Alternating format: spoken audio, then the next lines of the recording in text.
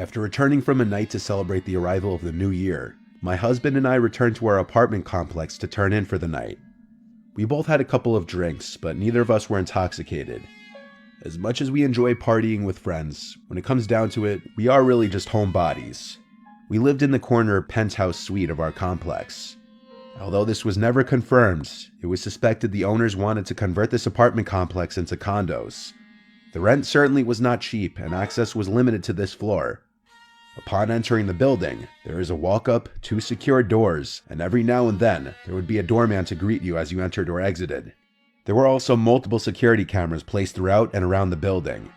It was an especially cold evening, and when we returned, there was no doorman present. It was late, at least 2 a.m. The foyer was empty, and one of the lights flickered softly. My husband and I entered the elevator and pressed the button to the top floor. The elevator ride was smooth, and as we ascended, I could feel myself becoming more relaxed, excited to finally be home and able to rest. My feet were killing me from wearing heels all night in the bitter cold. The bell chimed, signaling we had reached our floor. The door slid open, and we turned the corner to the left. Like I said, our suite was the corner suite at the end of the hall. However, something caught our eye. A woman, or what at least looked like a woman, was meandering through the hallway. Her hair was dark and scattered. It looked to be matted and covered her face. She wore a black lace dress that was torn and looked to be in bad shape. Thinking back, I don't even think she had any footwear on. We assumed she was intoxicated and was having difficulty finding her suite.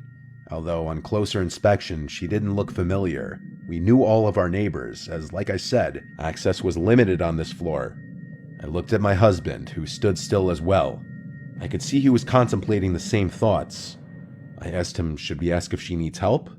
He looked at me and said, just wait, maybe she's just drunk and having a hard time finding her suite. The woman just continued to slowly slide herself along the walls of the hallway, stopping at each door and peering through the exterior peepholes.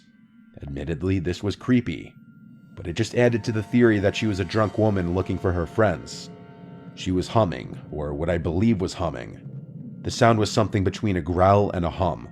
We stood there in utter disbelief and awe. However, there was a veil of tension and uneasiness that lingered. The strange woman stumbled through the hallway, hunched over until she pulled herself up to peer through the peephole. She eventually got to a suite of an elderly lady, whom I have a strong connection with. We'll just call her Tilly. Tilly was the sort of woman whose family had neglected her and rarely visited. She would bring my husband and I baked goods from time to time. I would bring her leftovers and assist her with groceries and medication frequently. Tilly's smoke alarm would constantly go off. I would have to rush over and pull out the smoldering toast from her toaster and fan her smoke alarm until it stopped beeping. At times a nuisance, but it would always turn into tea time. Nevertheless, I cared about Tilly, so when I saw this strange woman peer into her peephole, I reacted. I blurted out, "Excuse me, are you alright?" I could feel myself lose confidence as I asked. The strange woman seemed to shudder for a moment and hunched over to the floor. She looked like she was about to puke, or was frightened by my voice. My husband and I stepped closer, but the woman then let out a series of soft and menacing laughs just barely audible. I have to admit, in this moment I was thoroughly creeped out and reached for my cell phone. It was uncomfortable because we couldn't get to our suite without having to walk right past this deranged woman. My husband said, "Hey, did you hear us? Do you need help?" Her laugh began to grow into what was a steady cackle. The strange woman then stood up. As she stood up, her cackle became a mixture between a cackle and a boisterous growl. She then stumbled forward and continued walking down the hall. There was a staircase just outside of our suite. I assumed she was making her way to the stairs, just too embarrassed to walk past us to the elevator.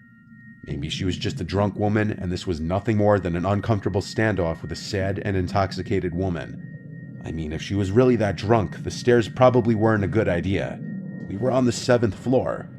Nevertheless, I just didn't feel like it was worth the risk to engage with this woman. I just wanted to enter my suite and dive into bed. It was late, and my feet still hurt. As we took a few steps forward, the woman stopped. Almost with laser precision, she stood up completely straight, looked right at our door, and then began to pound on our door screaming bloody murder. I could feel myself becoming swallowed with fear. I reached for my cell phone and began to dial 911. The woman kept pounding on our door and screaming. To be honest, I'm surprised none of our neighbors came out to see what was happening. Part of me thinks they were too afraid themselves and were probably peering out of their peepholes. Afraid of what our neighbors would think, my husband said, "Hey, what are you doing? Stop that." And just like that, the strange woman stopped, fell to the ground, and began crawling quickly towards us. She looked up for a brief second. All I could see were her dark eyes. Her mouth seemed to be stained black and she was growling again. But this time, it was as if there was something in her throat that she was choking on. Frozen with fear, my husband and I just watched until she flashed us a menacing hiss, the kind you would hear in a movie, but never imagine in real life. Terrified, I whipped off my shoes and my husband and I ran towards the staircase on the other side of the building. We didn't want to risk waiting for the elevator and have her catching up. We went down 2 flights of stairs and stopped to listen if she was making her way down the stairs. But it was almost impossible to hear as my heart was pounding so hard. I thought to myself, what the hell was going on? We waited there for 10 minutes or so, until eventually we had the courage to head up the stairs and back to our suite. The woman was gone, and so we entered our suite. I was just relieved to finally be safe in my home. My husband sent a text to our landlord, and he replied that we would hear from him in the morning. I was so unbelievably exhausted, but found it incredibly difficult to sleep. The sound of that woman's growling and cackling rang in my ears. I hardly slept. The next day, when my husband went to speak to the landlord, he asked him to check the security cameras, although nothing turned up. The landlord said the cameras glitched due to the frigid temperatures last night. To this day, I still don't know what to think. That woman most certainly had problems. The question is, was she dangerous? We moved about a year later, but every New Year's Eve, I still think about that night.